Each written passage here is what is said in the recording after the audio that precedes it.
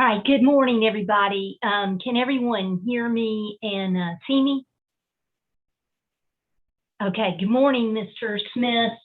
I want to do some introductions. We are somewhat limited on our time from Mr. Smith's perspective, so I want to get going. I also want to just call the case. This is Mr. Carlton Smith versus Christopher Carr and John Turner. This is Fulton County Superior Court case HC01088. I'm Jane Barwick. I am Fulton County Superior Court judge to whom this case is assigned. And I would like to state that our difficulty getting started, and I apologize, is that we are all remote. And in order to meet our very solemn obligation that we take very seriously to keep the public's business open and accessible to it, I have put this hearing on the court's YouTube live stream page. And that satisfies, again, that important obligation. I want to welcome Mr. Smith. I want to thank the Coffee County folks there for making this remote appearance possible. And I see Ms. Monroe down there, who I understand to be representing the Attorney General. Ms. Davidson, who do you represent? Your Honor, I represent the Attorney General, and Ms. Monroe represents Judge Turner. Whoops, got that backwards. Okay, but are you both with the AG's office? Yes, Your Honor. Okay. All right, and Mr. Smith is appearing on his own behalf. And just to introduce the other person down there that you see on the screen, Ms. Cummings is the court staff attorney. I don't know who Ms. Young is. If she'd care to introduce herself. She's our intern, Judge. Whoops. Okay, Ms. Young, of course, is our intern for the summer, and she's a very bright Georgia State law student.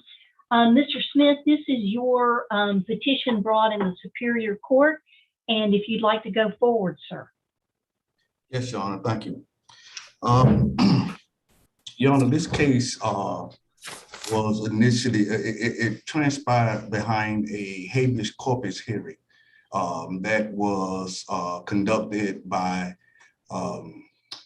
Respondent Turner and Respondent Carr in May of 2019.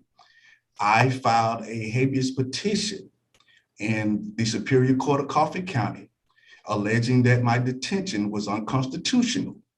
And that for that reason, I also alleged that it was void. Let me rephrase that. I alleged that it was void in the petition because there was a substantial denial of a constitutional right. And I've also just hit the record button. I'm sorry, Mr. Smith, go ahead. Okay, and I also invoked the standing of the legislative enactment of 9/12/16, OCGA 9/12/16, which allows a party to attack a void conviction at any time without waiver or bar. All right, at these proceedings, first let me in his return and answer, as required by statute, the respondent Carr, when he responded, he never addressed the allegations of the petition. And his motion to dismiss, he admits that he never addressed the allegations of the petition as required by statute, which is 911-8B. And by that was required an admittance to the fact.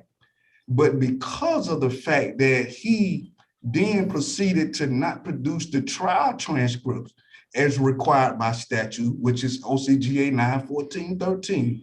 And I have been back and forth, Your Honor, with the State Attorney General office for over 2 decades in regards to their production of my transcripts. And at this time, Your Honor, I would also like to ask the court, because I mailed some documents to the court, and I mailed a copy to Ms. Monroe and Ms. Davidson on December the 17th, showing that the transcripts had been obtained And it was a copy of the county attorney. I have a copy of it here. Wait a minute, let me pull it out. I won't want to. Okay, it was a copy sent to me while I was at Telfair State Prison and on May the 4th of 2012. And it was a receipt because I had paid and subpoenaed the court for the copies of my transcripts. And the deputy county attorney, her name is Kay Woodard Burrell, she sent me a receipt and also sent me the copies of the transcripts. Now, I also submitted a exhibit with my complaint, a petitioner's exhibit 1, showing that the state attorney general's office had been repeatedly asserting that they couldn't locate my transcripts. They didn't know where they were. They never produced them at any of my habeas hearings, saying that they was unattainable and this, that. And so I was able to obtain these transcripts, Your Honor. And then I understand that there was a place of deception or deceit. And I understand that I have a structural error because my lawyer made a timely objection under Batson versus Kentucky to the juries being unconstitutionally excluded. And that evidence also had evidence that the prosecuting attorney at that time, who was Mr. Henry Newkirk, he was the prosecuting attorney, that he had then used his strikes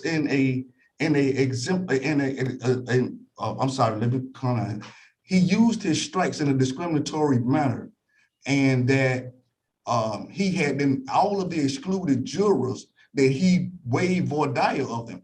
So their qualifications to serve as jurors was never ascertained by the prosecuting attorney. He just dismissed them. And when my lawyer made a timely objection at the trial, at the time, Judge Isaac Generette was my trial judge. He failed to require any race-neutral explanations or require any rebuttal from the prosecuting attorney. And that constituted an impartial jury, unconstitutionally impaneled jury, which constituted their verdict being null and void, Your Honor. And there's case authority on that. So I say this now, and this is not my claim in this court. Now, I want the court to understand it. This is not my claim. My claim is that it gave me standing to attack my conviction in my habeas proceedings under OCGA 912-16. This was my standing to attack it as void.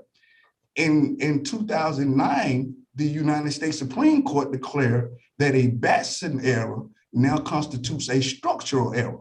Okay, and the retroactive application of this, because Batson was in effect at the time I tried her, means I'm entitled to that retro application of this law, Your Honor. So again, I proceeded on a habeas hearing, and I went before, and again, in violation of all statutory requirements, that the State Attorney General office will not produce my transcripts. You know what I mean? They played as if, you know, the issue of the juror objection never happened. They play as if, you know, they in his return and answer, in his motion to dismiss, Your Honor, if you would look on page 4, he admits that at the habeas hearing, his return and answer failed to meet the allegations of the petition in his motion to dismiss. I mean, and then if you admitted this, then you're admitting that you did a procedural due process violation. And this is my complaint, that was a procedural due process violation in my habeas hearing that obstructed my ability to have a full and fair hearing, y'all. You know what I mean? And so that's just one thing. Let me ask you, let me follow up on that, Mr. Smith, and make sure I get your argument straight. You're saying that the failure to produce the transcripts in front of Judge Turner is error on its face?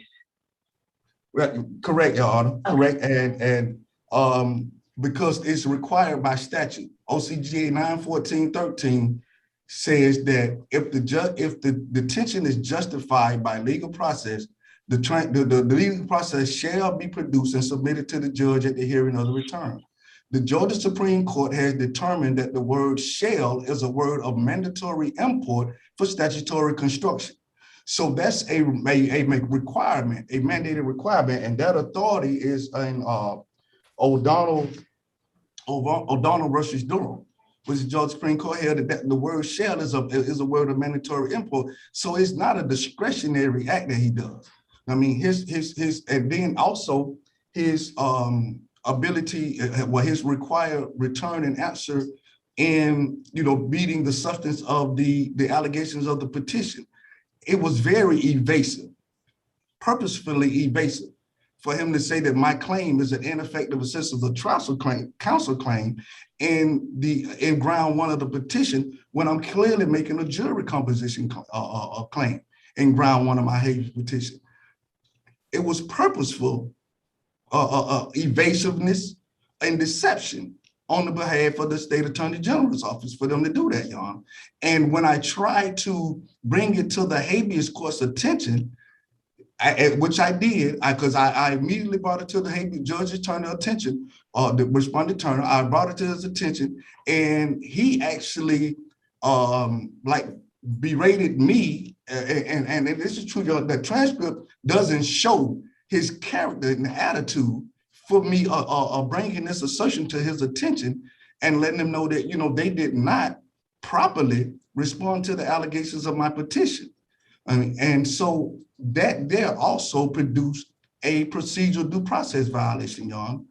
Let me unpack that a little bit, Mr. Smith, and get you to make sure I understand a couple of things. Number one, Judge Turner denied the habeas corpus, correct? Yes, ma'am. Okay, and you're saying that one reason that he did so was because what he thought or interpreted what you were really doing with your Batson claim was putting forth an ineffective assistance of counsel claim. Did I get that right? Well, he never went into the merits. Judge Turner never went into the merits. Judge Turner, in the habeas hearing, he allowed the state to argue their motion to dismiss initially from the start of the hearing, and then asked me to rebut their motion to dismiss. And once I guess to his satisfaction, when dissatisfaction that the motion to dismiss, even after seeing the evidence, and let me state this, Your Honor, okay, because it's a jury composition claim, it was to be required, the required waiver for a jury composition claim is 91442B. All right, OCGA 91442B, as the Georgia Supreme Court ruled in Tobert versus Toole, is the process that a judge must use to determine whether waiver of a jury composition claim has taken place, which requires a failure to make a timely objection at trial and to raise it on appeal. That was never proven in my habeas hearing, but yet Judge Turner, Respondent Turner, still applied OCGA 91451 as a successive doctrine, and the Attorney General office never proved anything of successive. They never proved it, but he gave them that and dismissed my petition under a successive doctrine. And so I think what I hear you saying in response to my question is, because my question was that your contention was that Judge Turner treated your Batson claim as an ineffective assistance of counsel issue, and what you argued was he never got to anything. He never got to anything. Okay. He never reviewed anything. He just went straight to the respondents, Respondent Carr or Doja at that time, motion to dismiss, and allowed that to go, and never went into anything of the merits. So I guess my next question is, you appealed that or asked for permission to appeal to the Court of Appeals, correct? Right. I did file my certificate of probable cause with the Georgia Supreme Court. Yes, I did. Georgia Supreme Court, I'm sorry. And they denied it. Yes, ma'am. Okay. All right, I just want to make sure I'm on the same page procedurally. Okay, go ahead. All right, and so then, well, let me ask this, Your Honor.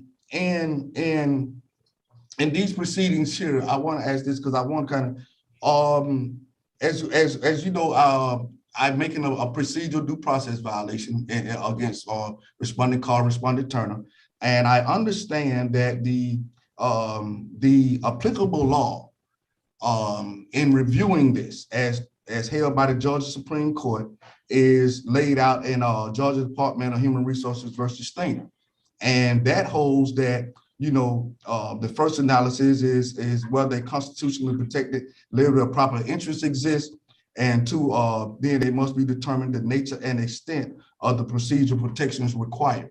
I mean, and what I'm asking this court now is that are you, Your Honor,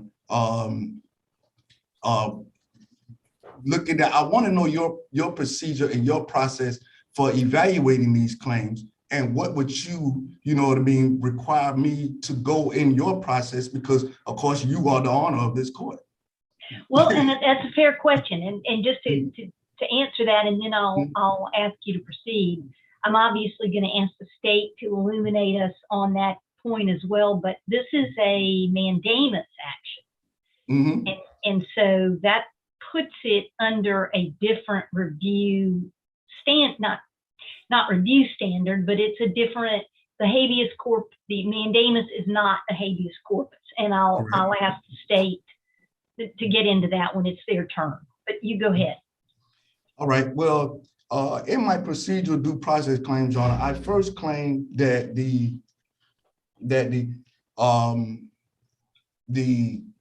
state attorney general Carr violated my procedural due process rights by failing to supply a returning answer that met the allegations of the petition in my habeas corpus hearing. And as shown, OCA 911-8B requires a denial that fairly meets the substance of the allegations of the averments that's being denied in the application. He failed to do that in the habeas hearing. He failed to do that in the habeas hearing, and he also admits in his motion to dismiss on page 4 that he failed to do that. So it technically, Your Honor, under a statute of Sewell versus Royal, you know what I mean, that eliminates a material issue to be proven, because he admits that he done it. He admits that he failed to produce the transcripts. And in his motion to dismiss on page 6, he initially asserted, well, there was no statutory requirement for it. But when I submitted the statutory requirement for it, then they responded and stated, oh, well, that doesn't apply. He's misplaced.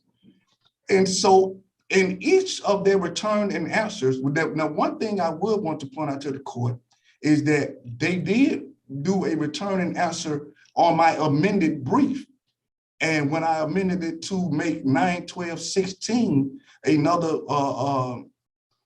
complaint of my procedural due process violation, and they avoided responding to my claims of a procedural due process violation of 9-12-16, which is by standing to attack a void conviction at any time. They completely avoided anything, and Respondent Turner didn't even respond to the allegations against him, but responded to the allegations made against Respondent Carr. I have nothing against Respondent Turner in my paperwork of a violation of OCGA 9811. My allegations against Respondent Turner is that he failed to rule upon the merits of the petition as the Constitution requires. And he failed to give me a full and fair complete hearing as OCGA 9-14-47 requires. And that was my contention against Respondent Turner, but Respondent Turner didn't even address that issue. But he also is responsible for the due process deprivation of denying me OCGA my ability to attack a void conviction at any time. And procedural waivers or statute of limitations is not applicable to that particular claim when you're attacking one as void, Your Honor. And but I want to just also get into the evidence that is proven in their return and answer, Your Honor. So as I said, there's no material allegation because Respondent Carr admits in his return and answer and in his motion to dismiss that he failed to address the allegations of the petition. He also admits that he failed to produce the transcripts. I mean, and if you admit this, then the next phase is, and I think this court could probably agree, what is the remedy or relief?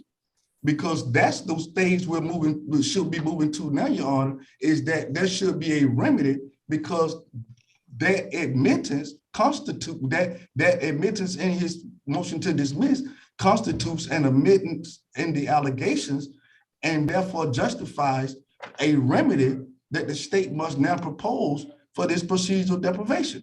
Because that can, unless, Your Honor, this court in this motion for summary judgment was to find, because I did file a motion for summary judgment based on the return and answer of the respondents.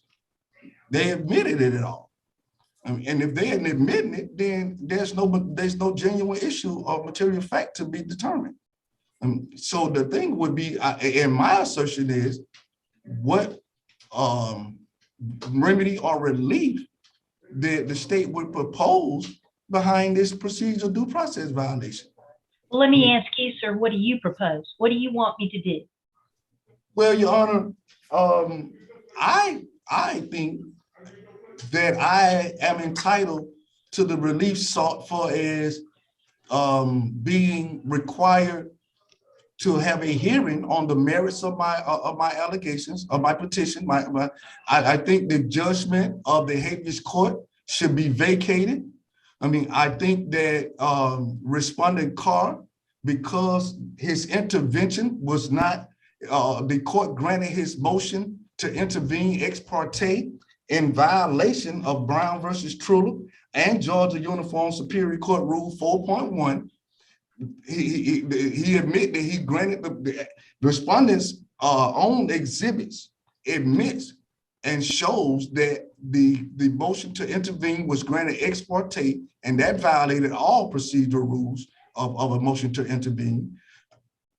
So I believe that Respondent Dozier and Carr should be declared as unlawful parties to this petition or to that action, that the habeas court's order or denial should be vacated as void, and that the habeas court should be required to hold a hearing and move upon the merits of the petition as required by law, Your Honor. All right, sir. All right, anything before I get a response? And then I'll come back to you and let you have the last word. All right, well, no, I would let the opposing attorneys state their case. Okay, thank you, sir. Who'd like to go first? Your Honor, I will go first. All right, and again, Ms. Monroe, I've got you as representing Judge Turner. Yes, Your Honor. Okay, Judge please Turner. proceed. Your Honor, I will admit that counsel for Judge Turner has had a little bit of confusion as to whether this was a mandamus case or a civil rights case. And we like to respond to the issues raised, and it had appeared that petitioner, Mr. Smith, had referred to Section 1983 in his pleadings. And so I would just like to start by mentioning, to the extent that this is a 1983 action, Judge Turner contends that this action is barred by the U.S. Supreme Court's decision in Heck versus Humphrey. 512 U.S. 477 that states that the habeas court, or as a court having jurisdiction in a habeas proceeding, is the exclusive remedy for an inmate challenging the fact or duration of their detention by criminal process, and that even if such a claim is couched in terms of a civil right action, the court is not authorized to make a ruling that would imply the invalidity of the conviction. Instead, the petitioner must prove that that conviction has been reversed on direct appeal, or that the conviction has been expunged, that some other court has declared, or a proper court with proper jurisdiction has declared that conviction invalid. And then we would look towards some subsequent case of a Section 1983 violation, Your Honor. To the extent this is indeed a mandamus as labeled by petitioner, and that it is solely a mandamus, Judge Turner contends that the petition should be dismissed for failing to state a claim, Your Honor. Petitioner has failed to prove under Humphrey versus Owens, 289 Georgia 721, that he, one, has a clear legal right to relief sought, and that two, he has no other adequate remedy. In the pleadings filed by petitioner, petitioner has asserted that under the federal rules of criminal procedure, the habeas court was required to rule on his claim of a structural error. Your Honor, we contend that the federal rules of criminal procedure do not apply in the state courts, just any state court, including the state courts of Georgia, aside from any assertion of a constitutional claim, just in terms of the literal application of the federal rules of criminal procedure. Your Honor, for the reasons stated and the cases stated in Judge Turner's brief, we contend that a mandamus court is not the proper forum for reviewing any issues with a habeas case. And we cited McClendon versus Davis, that Arkansas case. Your Honor, I was unable to find a Georgia case that stated that principle as succinctly as the Arkansas court did. Furthermore, there is no jurisdiction to review habeas proceedings outside of a habeas court, and that is a principle found in Re Flores, the 2006 Texas appeals case. Your Honor, we contend that to the extent petitioner asserts that this court should require the habeas court to conduct a hearing and rule on the Batson issue, we contend that that is prohibited under the habeas case of Elrod versus Alt, 231 Georgia 750. Your Honor, we contend that if the habeas court was prohibited from ruling on an issue already decided on direct appeal, then surely this court is similarly prohibited from ruling on that issue that would allow this court's ruling to supersede the Georgia Court of Appeals. In Respondent Turner's— let me ask you, Ms. Monroe, what about Mr. Smith's argument? And I think it was the O'Donnell case he cited, and I don't have a cite on that, but that Batson's status as a structural error case can be looked at retroactively. So was the habeas court prohibited because of the 1995 appeal or Judge Johnson's decision Was the habeas court prohibited from looking at that? Your Honor, to the extent it was construed as the same claim that was raised and decided by the Court of Appeals, then I would state that Judge Turner rightfully believed that Elrod versus Alt applied in that case. However, we would also contend that petitioner has had subsequent state and federal, well, not subsequent to the instant case, but subsequent to the effective date of any possible application of O'Donnell, he has had other habeas proceedings in which to raise that issue and has been unsuccessful. Okay, and did you raise that in your motion to dismiss, or I heard successive claims. I mean, I heard you say that, but my question is, in the pleadings before this court, has that been raised? I don't believe so, Your Honor. I would just truthfully admit that it was a struggle to determine exactly what the claims were and what they were based on. Okay, thank you. Keep going. With respect to the application of OCGA 91216, Your Honor, if we look at the plain language of that statute, it applies to judgments when the court enters a judgment and it does not have jurisdiction. And so there is no evidence that Judge Turner, in sitting as the habeas court, did not have jurisdiction. There is no evidence that the criminal court, upon the judgment of conviction, did not have jurisdiction. So we contend that OCGA 9-12-16 does not apply to the instant case. With respect to OCGA 14-13, the plain language of that statute does not appear to require the production of the criminal trial hearing transcript. It mainly requires the production of legal process, in that the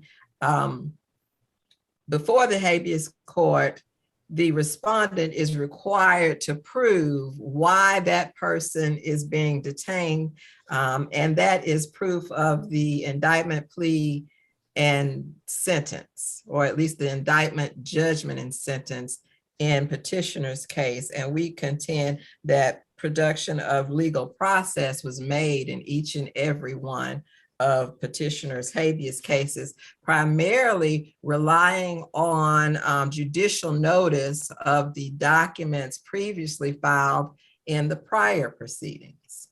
And you mean prior habeas corpus proceedings? Yes, Your Honor, the prior habeas corpus proceedings. So in other words, he had filed at least one previous habeas petition in Coffee County?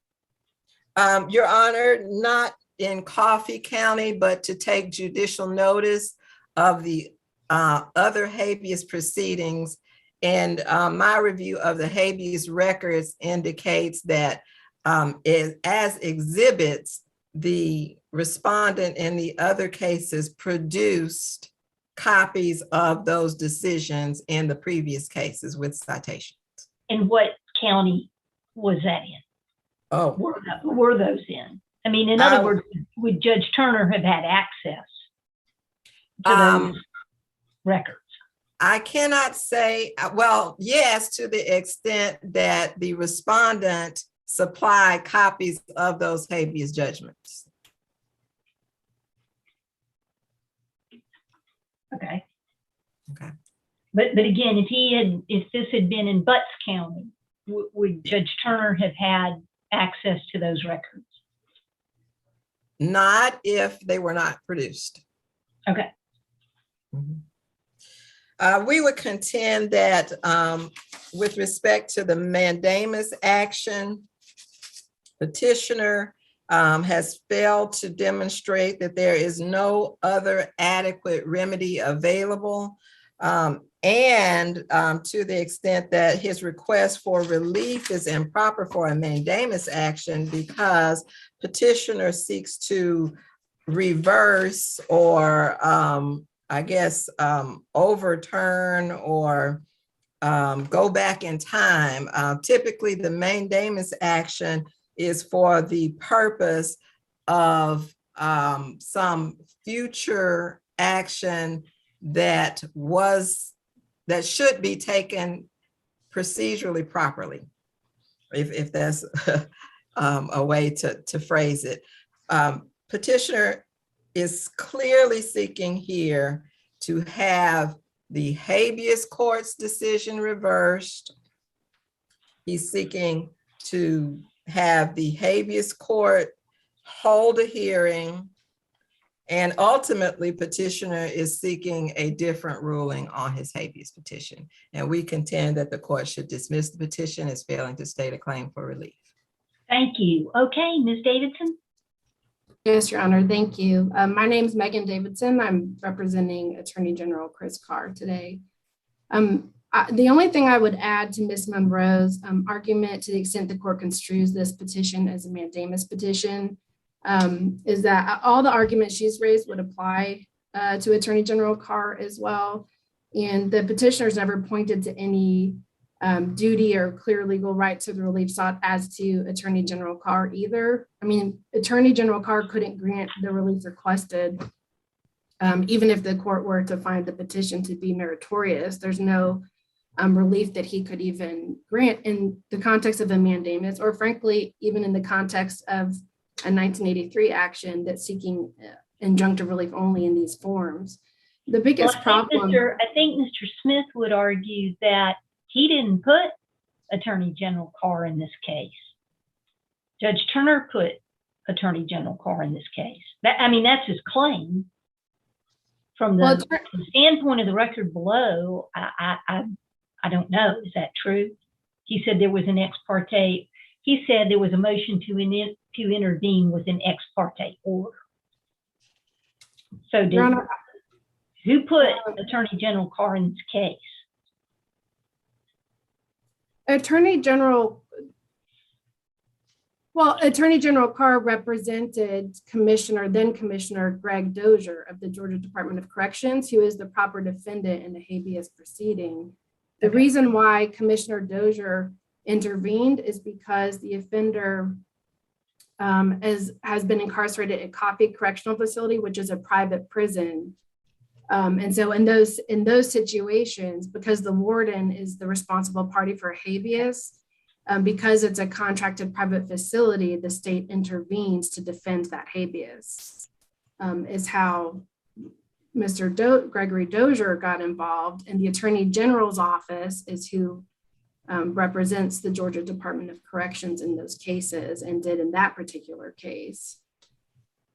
Your Honor, the biggest problem with this action, and I don't want to risk going too much and rehashing things or rehashing anything that Ms. Monroe has already spoken to, is that really what Mr. Smith is complaining about is he's disagreeing with the rulings that were made in his habeas case. And that the 2018 petition that he had the hearing in 2019, he doesn't agree with the rulings. It's not, he's framing it now maybe as a due process violation, but the problem is, to establish a due process violation, you have to have been denied some sort of process. All it entitles you to is some sort of fair procedure, and he had that. He had a habeas hearing where he raised the same arguments that he's making now about the response or answer to his habeas petition, the arguments he's making about the transcripts. He made them in the habeas proceedings at that hearing. They were considered and obviously rejected by the judge. He then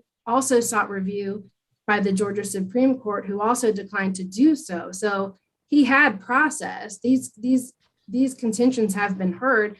They just weren't ruled on in a way that he's satisfied with. And all this really is a third bite at the apple, or an attempt to, which isn't a proper use of Section 1983 or mandamus or any other legal vehicle that I'm aware of. So as a matter of law, he cannot state a claim under due process against Attorney General Carr, and the merits are really irrelevant. But even if the court were to consider the merits, the claims fail. His His first complaint is that the answer to his 2018 habeas petition didn't fairly respond to the allegations that he made, which he asserts has been admitted to.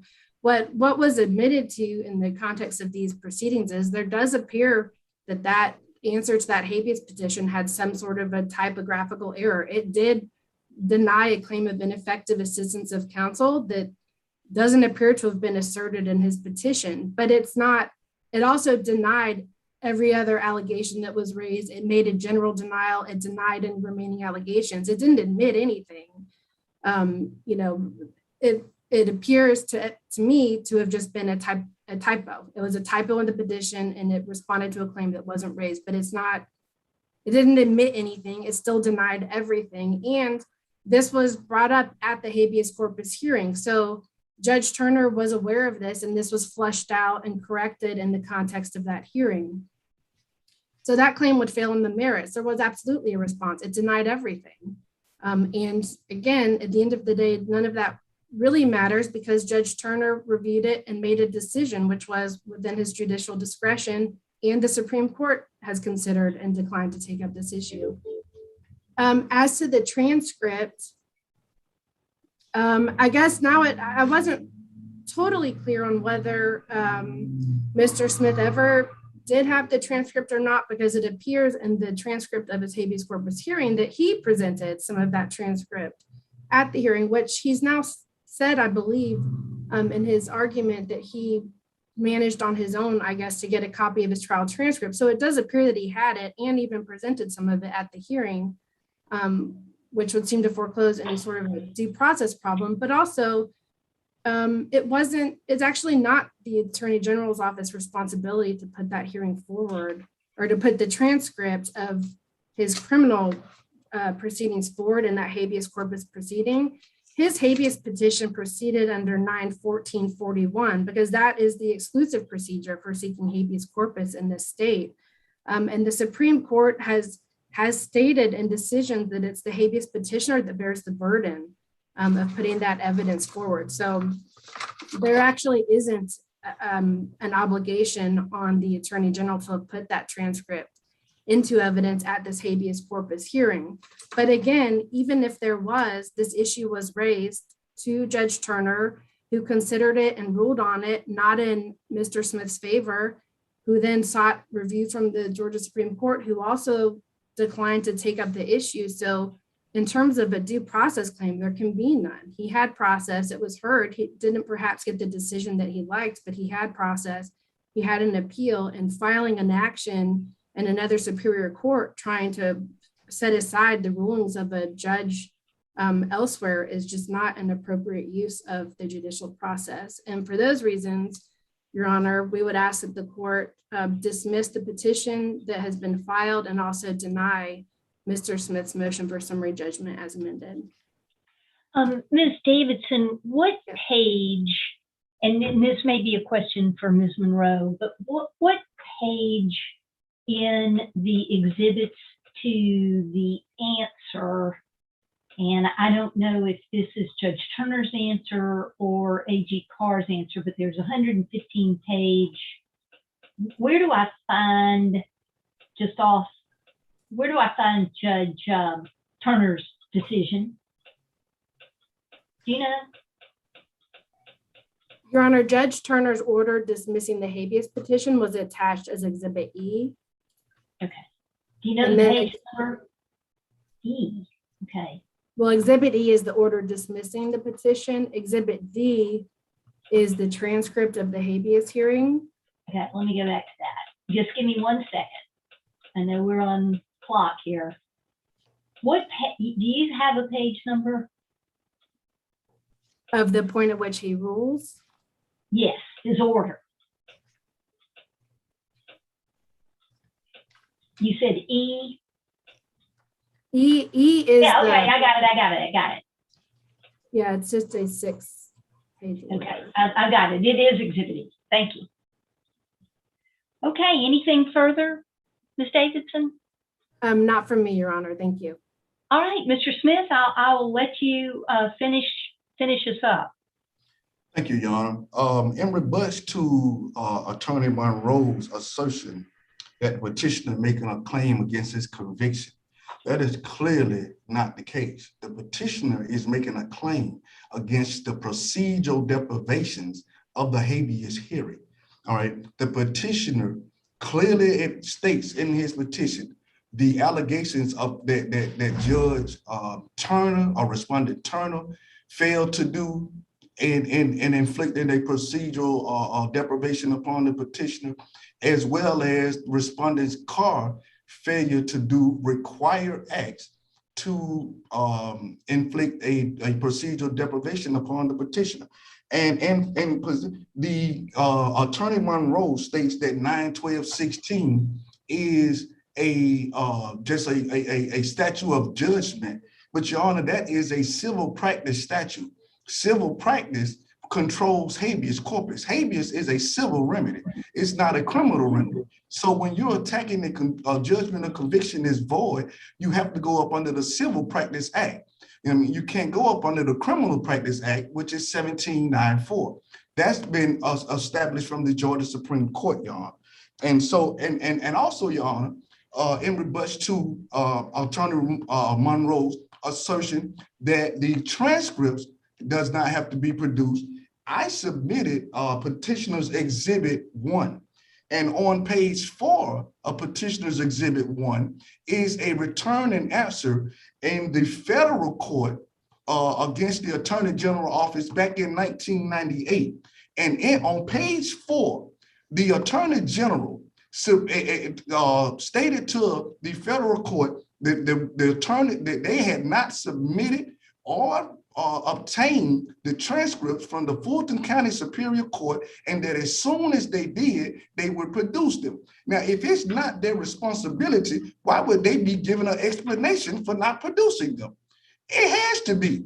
They had to knew they had legal obligation to produce these records and failed to produce them, and then they gave a deceptive or the response in that time, and that has continued to perpetuate and persist to this day, Your Honor. This is the issue that I'm dealing with, that they will not produce my transcripts. They are sitting there. If you take a failure to produce the transcripts in conjunction with a failure to adequately respond upon the allegations of the petition, and if you put those two elements of an act together, Your Honor, you're coming to a very obvious conclusion of a procedural denial. Those acts are evident in themselves, especially where the law requires these things to be done. And what I mean by an admittance, Your Honor, is that I'm not saying that that Judge Turner did admitted anything in in regards to Ms. Young's Attorney Davison's response as an admittance. What I refer to as an admittance, Your Honor, is that when you fail to admit, when you admit that the allegations of the petition of the procedural due process violation has taken place, you admit that these that this deprivation has taken place, and then you erase any material issue or fact that needs to be proven, because the return and answer from Respondent Carr admits that he failed to produce the transcripts. It admits that he failed to give a return and answer in my habeas petition that met the allegations of the petition. So when he admits this in his motion to dismiss, he admits that these things happen. Now, according to City of Atlanta versus Mitchell, the Georgia Supreme Court held that a motion to dismiss for failure to state a claim should not be granted unless the allegations of the complaint demonstrate to a certainty that the plaintiff would be entitled to no relief under any state of facts which could be proved in support thereof. They have not shown that I would not be entitled. They actually have shown that a due process violation happened. You know what I mean? And that is my claim, Your Honor.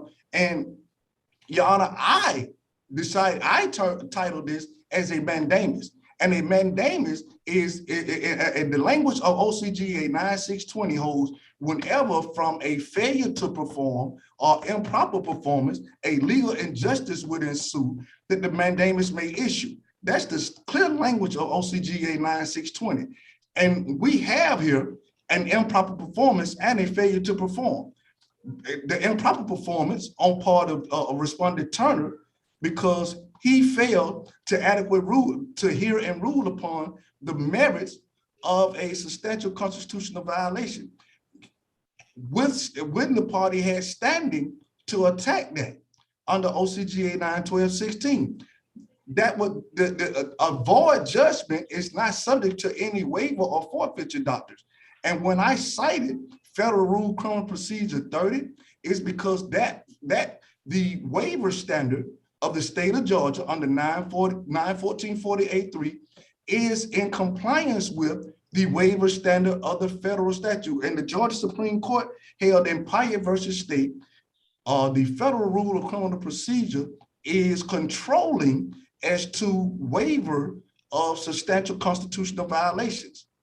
And with that being the case, Your Honor, that being a structural error, and what I stated what the structural error came in was Rivera versus Illinois, which declared a Batson objection as a structural error.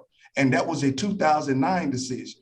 It determined a Batson violation to be a structural error, and that structural errors were not subject to the general waiver rule of harmless errors. And so when I submitted this and put this petition in court, Your Honor, Respondent Turner failed to look at any process or procedure in regards to the error that he failed to even see if a waiver had occurred under 91442B, which controls the jury composition objection waiver standard, Your Honor. He failed to even do that. He immediately allowed the Attorney General to present a motion to dismiss, required the petitioner to respond to that and dismiss the petition. That's not a fair hearing, Your Honor. That is clearly not a fair. The hearing, you know, under the Georgia Supreme Court held in Ramos versus Terry, that the due process requirement of a fair hearing requires that the opportunity for the petitioner to be heard. Being heard does not mean rebutting a motion to dismiss. Being heard means being heard on the allegations of his petition. I mean, it's really inadequate, Your Honor, if I have to go into a habeas hearing and the only thing I have to rebut is, I'm gonna be required to rebut, is a motion to dismiss. Where is the adequacy and the due process in that? There is none, and Judge Turner failed to provide me with it. And that is the reason why his judgment as a habeas hearing and denying my petition should be vacated. And Your Honor, it is possible for Your Honor, this court, to vacate the order of Judge Turner for a procedural due process violation. If this court's find, or if Your Honor would rule on the motion for summary judgment filed by the petitioner, Your Honor could find liability and then allow relief or remedy to be determined at a later date. You know what I mean? But they are liable, Your Honor. There's no question about that. Their own return and answer shows they are liable. I mean, all right, thank you, Mr. Smith. Mr. Smith, I very much appreciate it. Again, I want to thank the officials there for making the technological part of this available to us. And Mr. Smith, I want you to hear this from me. I could say I'm going to take this under advisement and then let you wait on the mail.